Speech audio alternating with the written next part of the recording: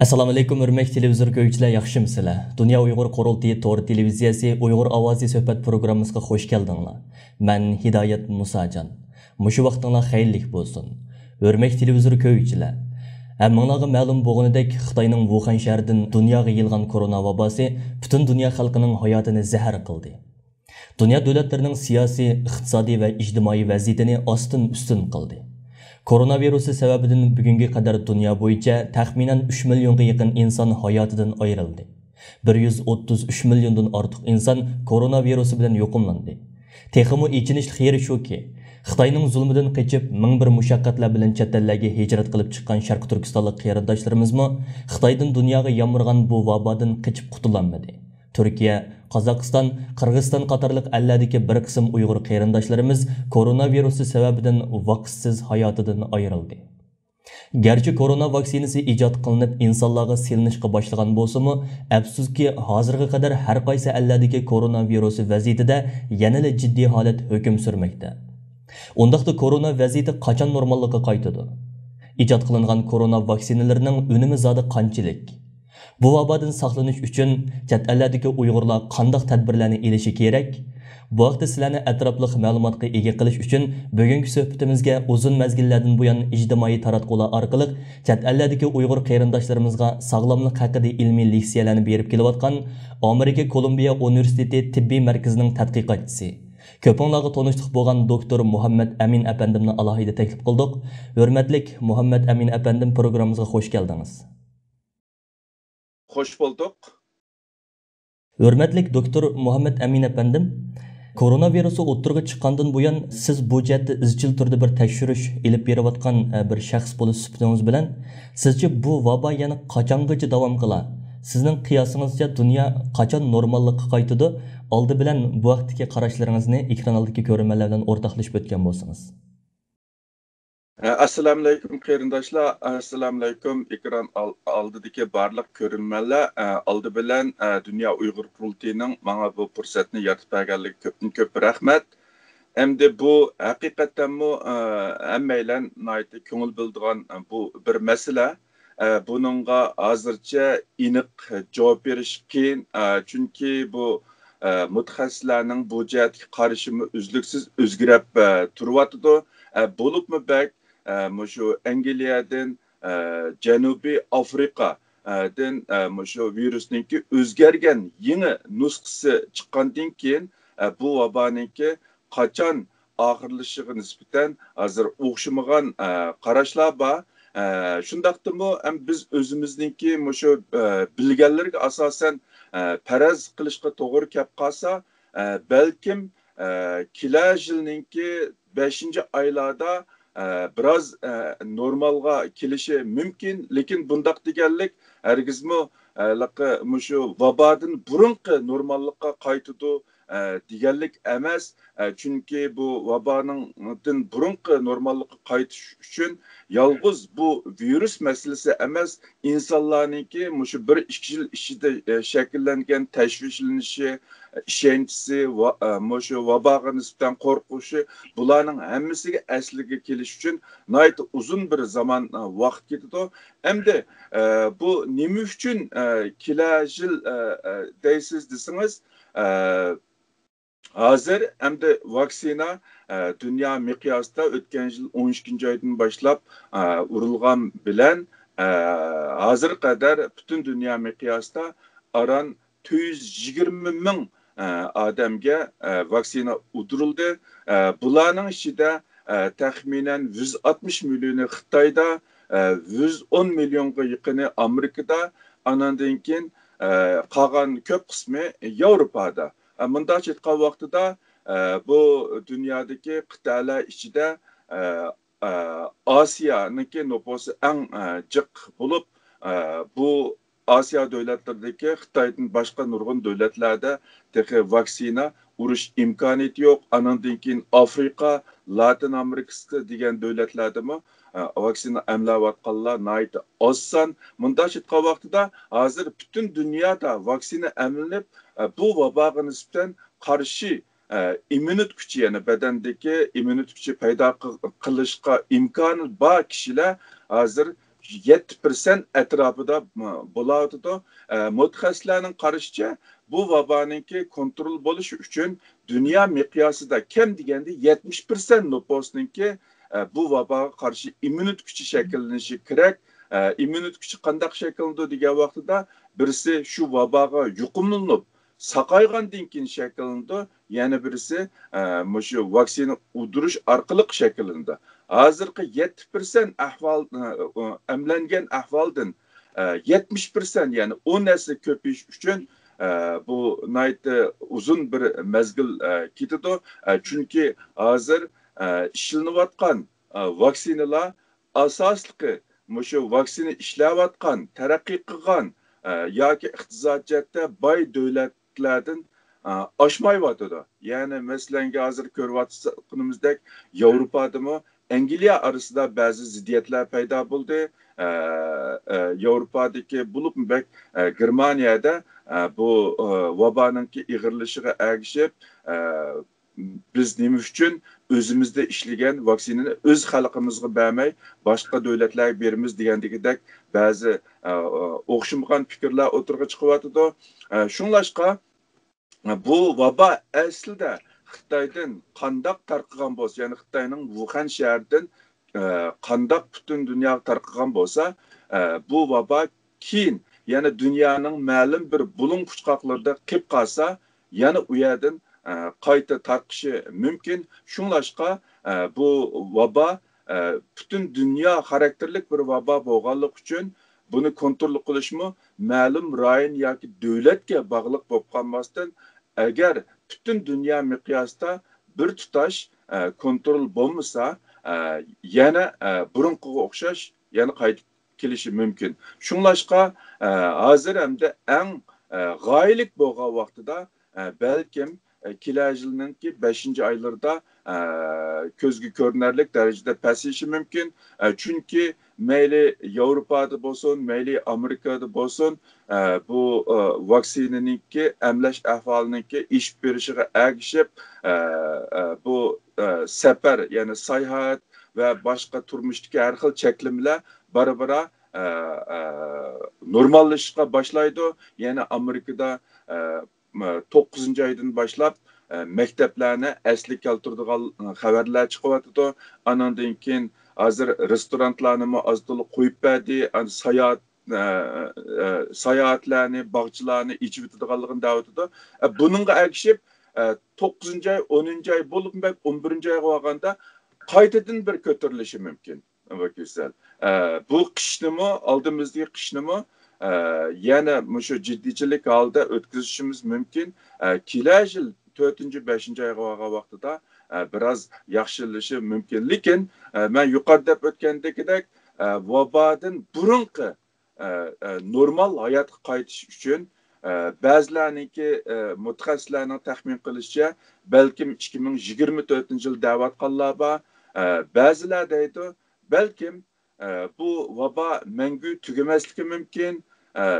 Biz bu vaboga moslashishimiz mumkin deydi. Demak, bu yerda insonlarninki qo'rqish, andishlari, bu vaboga nisbatan jiddiylashishlari biroz tuvallab, bu vaboga ko'nishi mumkin. Lekin vabodan burunqi normallikqa qaytishga uzun vaqt ketsa kerak. Bo'libmi xuddi ayni vaqtida AIDS kasali tarqagan vaqtida insonlarda bir vahima paydo qilgan bo'lsa-mu, 40 yildan keyingi bugungi kunda AIDS kasali yo'qolib ketgani yo'q. Ya'ni o'xshashla 30-40 milliondan ortiq odam AIDS virusi bilan yuqumlanishliq har yilnisi 700-800 ming 1 millionga odam AIDS kasali bilan o'lib ketyapti. Biroq biz AIDS kasaliga nisbatan bizda unchalik jiddiylashish yo'q hozir. Chunki biz uninki tarqalish ahvoli, nurg'un ahvollarini bilganligimiz uchun biz uningga u yo'qmay turib biz uningga ko'ndik degan gap. Balkim bu vabomi oxirida shu fasllik yuqumliq zukamga o'xshash har yilnisi kuzda qaytib keladigan, atiyozda biroz pastlaydigan shunga o'xshash bir ahvol shakllanishi, anandan keyin insonlar bara-bara uningga ko'nib ketish ehtimolimi bor. Bu bazı mutaxassislarninki endişesi, lekin en gaylik olan vaxtıda kila yıl 5. aylarda biraz pasayışı mümkün. Köptün köp rahmat hörmətli doktor Muhammed Əmin əfəndim yuqorida bergan ma'lumotlaringiz uchun. Endi siz yuqorqi so'zlab o'tgan jarayoningizda hozirgi bu xalqarodagi jiddiy, ya'ni koronavirus tufaylidan kelib chiqqan bu jiddiy holatni pasaytirish uchun bu vaksinalarning xalqarada umumyuzlik emlanish turtkilik rol o'ynaydi deb o'tdingiz. Hozir yasalilayotgan bu vaksinalarning ta'siri haqida biroz to'xtalib baqsak, sizce hozirgi bu korona vaksinalarining unumi qanchalik bo'lar va shuningdan birga Xitoy ijod qilgan vaksinalarga siz qanday qaraysiz? Endi bu vaksinalarninki ijod qilinishi shu eng burun degan vaqtida 1-oydan boshlangan. Albatta Xitoy qachon vaksina ishlashga boshladi, qachon u virusga nisbatan tonish bo'ldi, bu bizga toza aniq emas, lekin g'arb davlatlarda bo'lib Amerikada bu vaksina ijod qilishga boshlagan jiddiy tutishgan vaqti shu 1-2 oy, o'tgan yil 1-2 oy mezgili. U vaqtida bu virus tehi alayda cho'ng o'zgarish bo'lmagan, ya'ni ayni vaqtidagi virus bo'lg'achqa bu ishlab chiqarilgan vaksinami aslidagi shu virusga ishlab chiqarilgan, anandan keyin bu sinoq qilingan vaqtidami aslidagi shu virusga sinoq qilingan. Unda bo'lganlik uchun bu aslidagi virusga shu Amerikaninki ikki xil vaksinasi, ya'ni eng dastlabda bozorga kirgan vaksinaninki unuminiki 95% ekanligini, anandan keyin bu vaksinaninki ig'ir kasalga giribdor bo'lish bo'libmi bu yuqumlangan kishilarninki o'lib ketish nisbatini asosan 100% degidek kontrol qildiganligini aytgan. Yoki bo'lmasa shu dastlabki sinoqdan shundaq natijaga erishgan. Afsus keyingi mezgilga kelgan vaqtida bu virusninki o'zgargan yangi nusxalari dunyoga kelgan bo'libmi Angliyadagi hozir Yevropa miqyosini asosan shu Angliyadan chiqqan yangi virus, o'zgargan virus kontrol qilyotdi, avjilyotdi. Amerikada shunda hozir aslidagi virus biroz tugab, yangi virus avjilyotdi. Undan boshqa Janubiy Afrika nusxasi, andan keyin Amerikadami ikki yangi turni bayqadi. Garchi Amerikadagi bayqagan yangi turi uncha keng tarqalmagan bo'lsa-mu, lekin hozir shu Angliyadan paydo bo'lgan yangi turi bilan Janubiy Afrikadan paydo bo'lgan. Andan keyin Braziliya nimasi bor. Bu yangi o'zgargan viruslarga nisbatan bu vaksinalar keyingi mezgillarda az to'la sinoq qilinayotgan bo'lsa-mu, lekin uningga nisbatan bir statistikalik bir yangi nima yo'q, natija yo'q. Ba'zilarning qarashicha unumi bor deyilyotdi, ba'zilar unumi ancha yaxshi emas deyotdi, lekin bu mandaq ilmiy yo'sinda keng ko'lamlik ilib berilgan sinoqninki natijasi tehi e'lon qilgan yo'q. Bunday chiqqan vaqtida nima demoqchi desangiz, bu vaksinalar mayli Amerikaninki vaksinasi bo'lsin, mayli AstraZeneca shu Angliyadagi vaksinasi bo'lsin, bu vaksinalar aslidagi virusga sinoq qilingan bo'lib, uning natijasi aniq, lekin o'zgargan turdagi viruslarga bo'lgan sinoqning natijasi tehi aniq emas. Shunga uningga aniq bir narsa deyish qiyin, biroq bu virusning asli manbasi o'xshash bo'lganligi uchun garchi burunqi turga unum qilgandek undaq unum yuqori bo'lmasimi, yana 95% dek undaq unum bo'lmasimi, balkim bu insonlarninki immunit kuchi kuchlangandan keyin bu yangi o'zgargan turlarga belgilik unum berishi mumkin deb qarayman. Endi Xitoyninki bu ishlagan vaksinasiga kelsak, bu yerda vaksina demaklik bilan ikki xil masala bor. Birisi bexatarlik masalasi, yana birisi unum masalasi.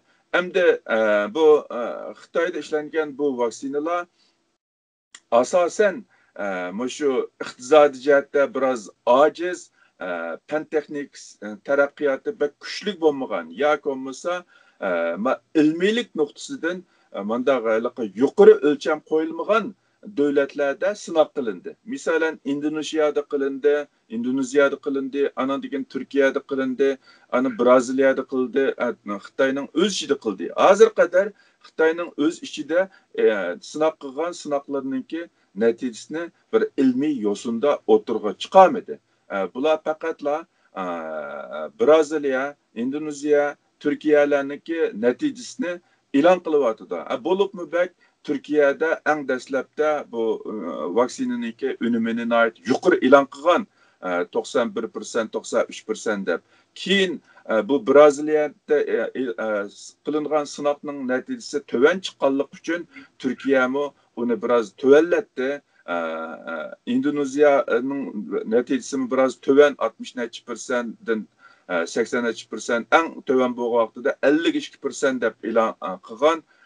Bu yerda anandikin bexatarlik masalasi kelsakmi, ba'zi bexatarlik ahvollar ko'rilgan bo'lsa-mu, lekin uni uch oshkora e'lon qilmaslik yoki yoshirish yoki boshqa sabablar bilan tushuncha berish ishlari bo'lganlik uchun xalqaroda umumyuzlik aytgan vaqtida Xitoyda ishlab chiqargan vaksinaga nisbatan bir aniqsizlik bor deb qaralmoqda.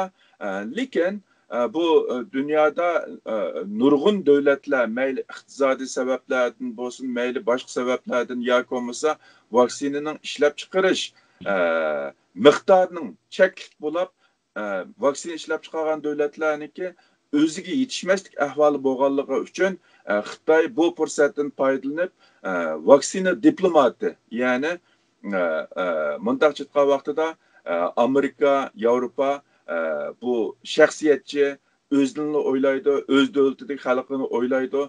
Biz masalan insonparvar degandek ashta narsalarni ko'rish uchun bu vaksina diplomatini qo'llanib, shu iqtisodiy jihatda biroz ojiz yoki vaksinaga erishish imkoniyati bo'lmagan davlatlarga vaksina setyapti endi. U davlatlarmi g'arbninki shu ishlagan vaksinasiga vaqtincha erişemmegenlik üçün amalsızlıktan Xitayning vaksinasiga ehtiyoj bo'layotdi. Şuna bu yerda hozir mayli Dünya Səhiyyə Təşkilatıdan qaraydigan bo'lsak yoki boshqa Birlashgan Davlatlar Tashkilotiniki ba'zi millatlarni qaraydigan bo'lsak, Amerika, Germaniya qatorliq davlatlarni ayblab bu shaxsiyatchilik qilyotdi, vaksinada haqsizlik bo'layotdi, o'zlariniki xalqini birinci o'rin qo'yib, boshqa insonlar bilan karomatida bo'lib, hozir Afrikada bu kasal xili ig'ir bo'lsa-mu, ularda hamda manda tekshirib aniqlab statistika qilish yoki vaksina emlash ahvoli biroz yetarsiz bo'lganligi uchun biz u yerdagi ahvolniki qanchalik ig'irligini bilmaymiz. Lekin bu Xitoy hukumatimi dal mush xalqarodagi shu tangsizlik yoki shu iqtisodiy jihatdagi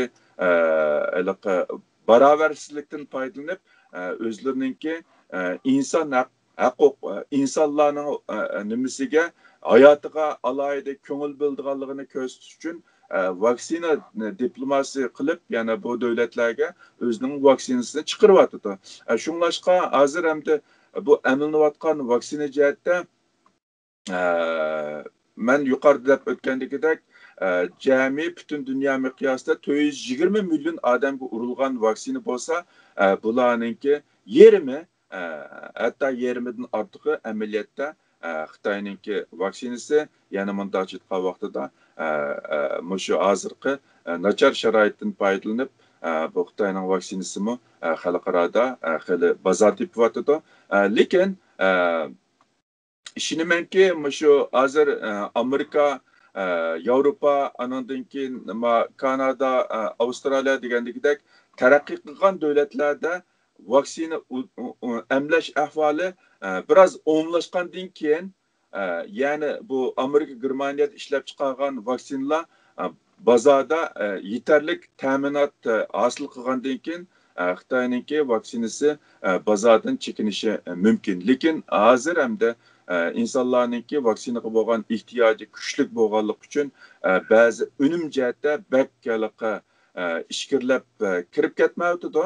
Lekin umumyuzlab ketgan vaqtida bu yerda hamda Xitoyning vaksinasida birisi unum jihatda, birisi shu bexatarlik jihatda aniqsizlik bor, ya'ni nurg'un haqiqiy ahvollarni dunyo bilan o'rtoqlashmaslik bor degandagidek bir qarash mavjud. Rahmat, hurmatli doktor Muhammad Amin apandim.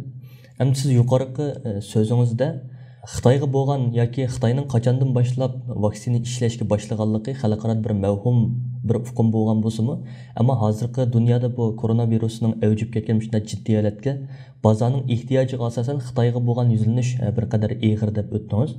Endi Amerika boshchiligidagi ko'plagan g'arb ellari Xitoyning koronavirusning haqiqiy ahvolini dunyodan yushirish, uni xalqaro vaqtida ma'lum qilmaslik bilan ayblab kelyapti. Xitoy hukumati o'tganda Dunyo sayyoh tashkilotining xodimlarining Wuhanga berib tekshirish elib berishiga to'salg'ulik qilgandi. Siz buningga qanday qaraysiz? Endi bu to'salg'u bo'lganni Xitoy oxirida inkor qildi.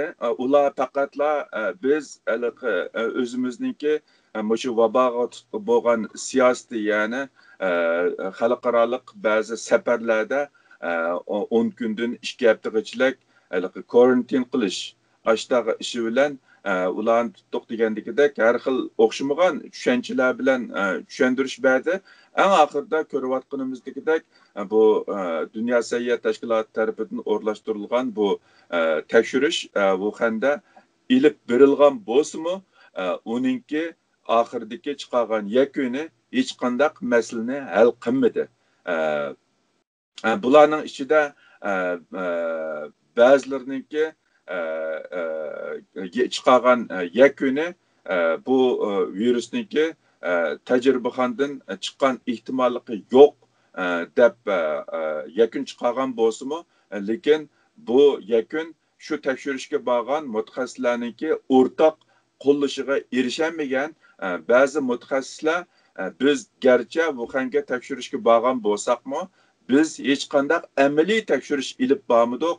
Faqatla shularning tayyorlab bergan dokladini anglab keldik degan fikrlarni o'tirib qo'ygan bo'ldi. Demak, bu yerda garchi bu xalqaro dunyo sayyoh tashkilotlarida yoki boshqa davlatlarning vakillari Xitoyga borgandan keyin o'zi shu o'rnak ilib ashlarninki manbasini, ya'ni virusning manbasini tekshirish emas, balki virusning manbasiga nisbatan Xitoy hukumati tarafidan yoki Xitoyning olimlar tarafidan tayyorlab qolgan dokladni o'rtoqlashib yenib kelgan konkret masalanga bu virus nereden kelgan ayni vaqtidagi, ya'ni birinchi qo'l shu uchurlar qandaqdi degan yerlarda amaliy bir tekshirish ilib berish imkoniyati bo'lmagan. Shunlashqa buningki natijasi yanada aniqsizlik bor, hech qanday konkret bir yakun chiqmagan. Hozir qadar bu virusninki kelish manbasi qanday tarqalgan deganiga nisbatan hozir qadar bir sir altida. Buni shu Xitoy hukumatiniki ichidagi shu masalaga nisbatan aniq biladiganlar o'zlari oshkorlamachilik bu vaqtning o'tishi bilan boshqa davlatlardan bo'lgan mutaxassislarniki buningga aniq javob tepishi biroz qiyin bo'lsa kerak deb qarayman. Chunki nurg'unlagan uchurlarni vayron qilib, o'zlari kontrol qilib bo'lgandan keyin vaqtning o'tishi bilan ayni vaqtdagi ba'zi jippushlarni tepish biroz qiyinga to'xtasa kerak. Rahmat, hurmatli doktor Muhammad Amin apandim. Endi hammamizga ma'lum bo'lgandek, O'rta Osiyo davlatlari bo'libmi, Uyg'urlar biroz ko'p yashayotgan Turkiyadagi davlatlarda kunlik yuqumning ahvoli 50 mingdan kishidan ishib ketib bordi. Endi oxirida shu korona, ya'ni Xitoy virusidan saqlanish haqida chet ellardagi Uyg'ur qarindoshlarimizga qanday tavsiyalaringiz bor? Qarindoshlarimiz nimalarga diqqat qilish kerak? Shu haqida oxirgi so'zlaringizni ilib programmamizni oxirlashtirgan bo'lsak. Rahmat. Endi bu yerda endi bizningki bilayotganimiz faqatla shu har qaysi davlatlarningki statistikasi endi statistika qilinmaganlarni biz bilmaymiz. Qilayotganlarni bilyapmiz. Bu statistika ichida ko'rayotganingizdek taraqqiy qilgan davlat bo'libmi? Bak iqtisodiy jihatda shu yuqumlanganlarni tekshirib, onun tizimlik kirgizib statistika qilishga imkoniyati bo'lgan davlatlarda bu son ko'p chiqyotidi. Unda imkoniyati yo'q davlatlarda bu son to'van chiqyotidi. Bunda deganlik u davlatlarda to'van taraqqiy qilgan yoki iqtisodiyoti boy davlatlarda ig'ir deganlik emas. Bu hozirgi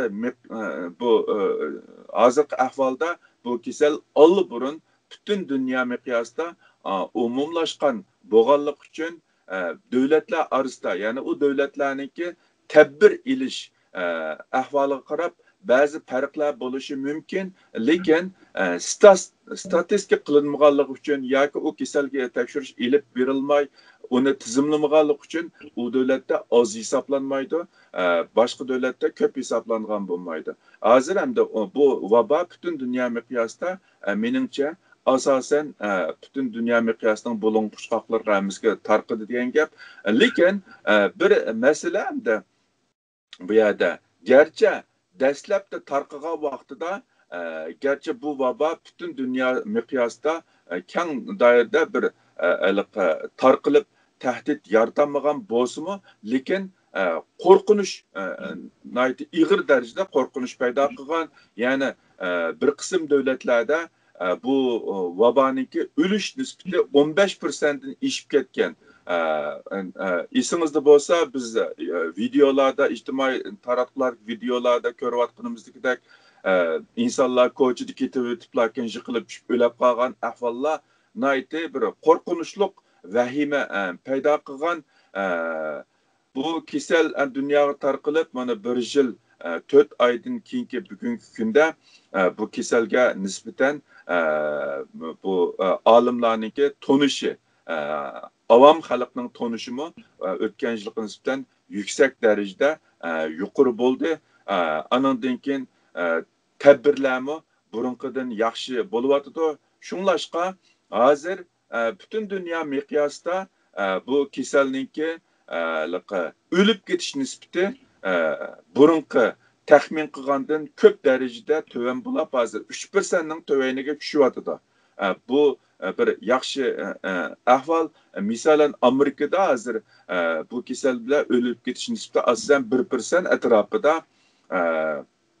99% odam saqlayotdi. Hozir shu balansda yetayotgan ig'ir kasalliklarning ichida ig'ir kasalliklarniki nisbati taxminan 0,3-0,4% atrofida.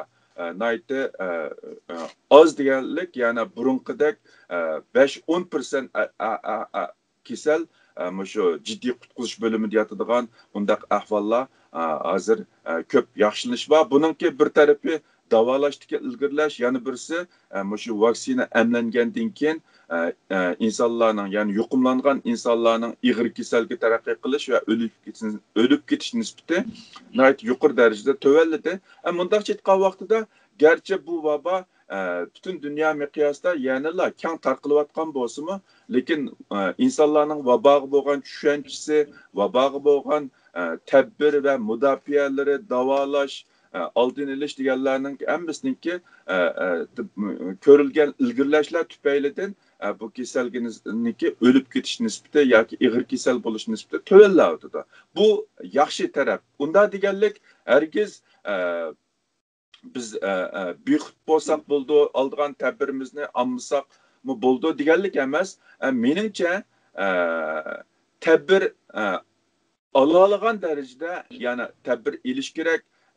Bu hozirgi mavjud shu bilimlarga, bu vaboga nisbatan tushunchalarga qaragan vaqtida buningga bu vabodan saqlanishga tegishlik tadbir nihoyat oddiy, ya'ni maska taqashninki nihoyat unum borligi hozir aniq bo'layotdi. Maska taqash degan vaqtida bu yerda alayda eskertip ötüdüğün iş bu maska çokum layakatlik maska buluş gerek. Bu doğrusuda qandaq maska layakatlik buldu degan vaqtida bu ijtimoiy taratqulardimi maskaniki süpütünü tekshirdigan har xil usullar berilyapti. Men bu yerda konkret to'xtalmayman. Chunki bu qarg'uni tariyada qista deganga o'xshash bu xalqningki ehtiyoji bo'lgan vaqtida bu savdo bilan ya'ni maska yasaydiganlarmi xalqning ehtiyojini foydalanib nurg'unlagan yolg'on maskalarni bozorga kirgizyapti. Shu Amerikaning o'zidimi 60-70% shu maskaniki bo'lib Xitoydan kelgan maskalarniki layoqatlik emasligi o'tirib chiqyapti. Boshqa davlatlardami balkim texmi shundoq bo'lishi mumkin.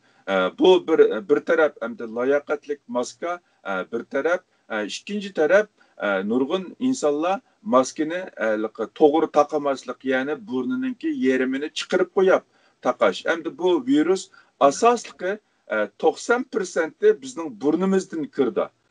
Masalan, anandan keyin qolgan nimasi ig'izimiz yoki ko'z pardamizdan badanimiz ichiga kirishi mumkin. Hozir qadar hamda aniq bo'lgan yo'l birisi burun, birisi ig'iz, birisi ko'z pardasi. Mush 3 yo'l. Normalda bizningki terimizningki nimasidan bu virusningki kirish ehtimoligi naytda tuvan. Hamda nima uchun bu vabodan saqlanish uchun qo'l yuvamiz degan vaqtida herkes qo'lning terisidan bu virus badan ichiga kirdi deganlik emas. Biz inson bilib bilmay kuniga necha 10 qitim, hatto necha 100 qitim ig'iz burnimizni tutibganmiz shu hamda o'zimiz his qilmagan holda. Shunga biz qo'limizni yuvish orqali shu qo'limizdagi virusni burnimizga, ig'izimizga, ko'zimizga yetkazishdan saqlanish uchun. Shu mundaq aytgan vaqtida bu yerda biz hamda maska taqashda albatta ko'zimizni to'sib olmaymiz, chunki biz yo'l menish uchun cho'qim ko'rishimiz kerak. Lekin shu virusning badanimizga kirdigan 90%dan ortiq shu virusningki badanimizga kelishdagi yo'li, ya'ni burun bilan ig'iz, buni nayta yaxshi to'sash orqali bu virusdan saqlang'ili bo'lganligi ma'lum. Bu shu maskaningki bu vabodan saqlanishdagi alohida ahamiyati. İkincisi ijtimoiy musofa, ya'ni insonlar o'zaro bo'libmi maska taqmay gaqqigan vaqtida ig'izdan chiqqan sho'lga yoki suyuqlik yoki nafasdan chiqqan narsalarniki shu virusni ko'pincha ahvol ostida 1 metr oraliqqa yetkazdiganligi, qisman ahvolda 2 metr yerga yetkazdiganligi aniq. Shunlashqa shu 2 metr musofa saqlashni tavsiya qilgan. Albatta maska taqgandan keyin, ya'ni unumlik maskani to'g'ri taqgandan keyin bu biz gap qilganda nafas yo'limizdan ig'izimizdan chiqqan o virusninki baralaydigan musofani qisqartqili bo'ladi. Ya'ni bunday vaqtida maska taqgan ahvol ostida insonlarning orasidagi musofa cho'qim 2 metrdan ortiq bo'lish hajatsiz. Lekin agar biz shunga diqqat qila olsak, ya'ni maska taqsak, oraliqimizni musofa saqlay olsak, andan keyin qo'limizni vaqti-vaqtida yuvib tursak, meningcha bu vabodan saqlanish uncha qiyin emas. Ham bu tadbirlar agar biz odatlansak, ancha murakkab bir nima yoki alohida iqtisodiy chiqim ketadigan bir tadbirmi emas. Hamma odam qila oladigan tadbir.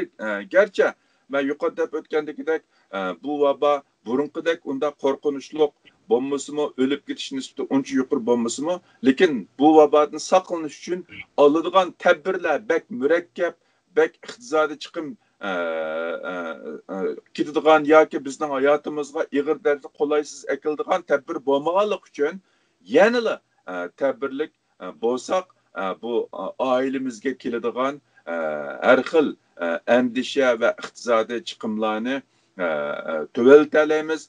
Uningdan boshqa eng muhimi yalğız bu vabaga giribtar bo'lgandan keyin saqib ketish masalasi emas. Balki hozirgi shu tadqiqot natijalari qarag'an vaqtida 30%, 33%, yana 3'ten biri shu vaba bilan yuqumlanib saqaygan kasallarniki 3'ten 1'de nerva zaxmildiganligi.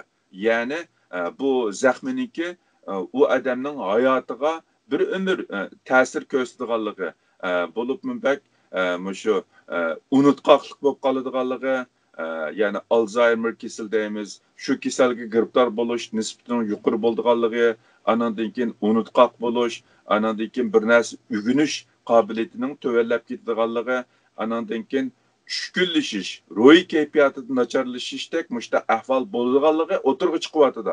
Gerçi bu virüs bilan yuqumlangan hamma kishilarda undaq alomatlar ko'rilmasimi, 3'ten 1'de shundaq alomatlarniki yani uzun mezgil qilib qoladiganligi ma'lum.